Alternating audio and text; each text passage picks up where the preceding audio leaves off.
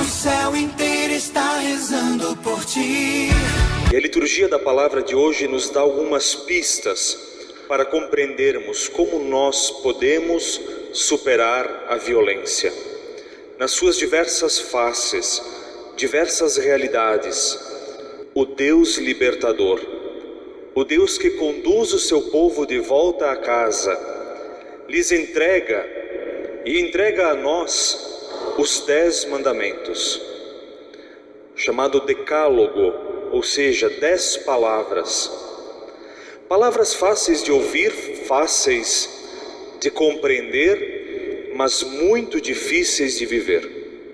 É preciso sempre atenção a estas palavras, porque por qualquer descuido podemos tropeçar. A primeira leitura nos recorda quais são elas.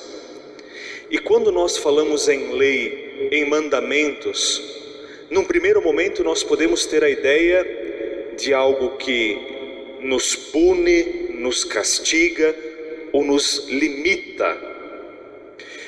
A tendência é olharmos com olhos negativos para a lei, porque nós imaginamos muitas vezes que onde não há lei, há uma total liberdade e assim podemos fazer aquilo que queremos.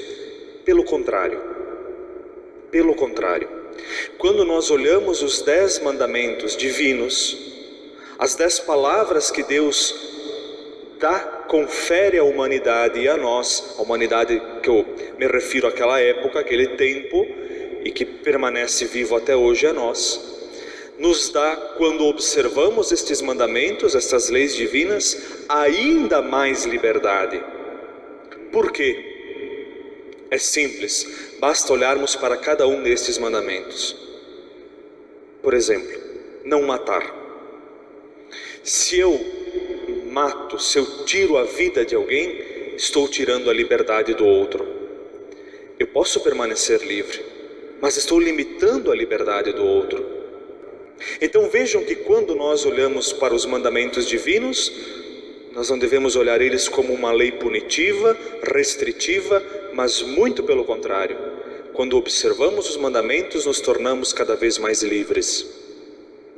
E se nós conseguíssemos todos observar os mandamentos, nós não precisávamos superar a violência, porque ela não existiria. Bem, vamos compreender algo que acontece no Evangelho de hoje, que pode até num primeiro momento nos assustar. Porque Jesus, o que ele faz no templo? O que Jesus fez no templo? Pegou um chicote e botou os cambistas para correr. Alguém poderá pensar: nossa, mas esta é uma atitude de violência. Por que Jesus age assim? Muito mais do que olharmos para esta atitude e dizermos Jesus foi violento, nós devemos olhar para isto e ver que Jesus libertou os que frequentavam o templo da ganância e da opressão dos cambistas, dos que utilizavam o templo como um mercado. A ação de Jesus aqui é uma ação libertadora, de justiça.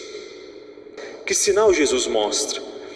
Ele faz uma releitura, uma nova interpretação daquele templo, não mais lugar de pedra, uma casa, que era, como dizia, também conhecida como um local de comércio desonesto, mas ele diz que em 3 dias o templo será reconstruído, e é o seu próprio corpo na ressurreição.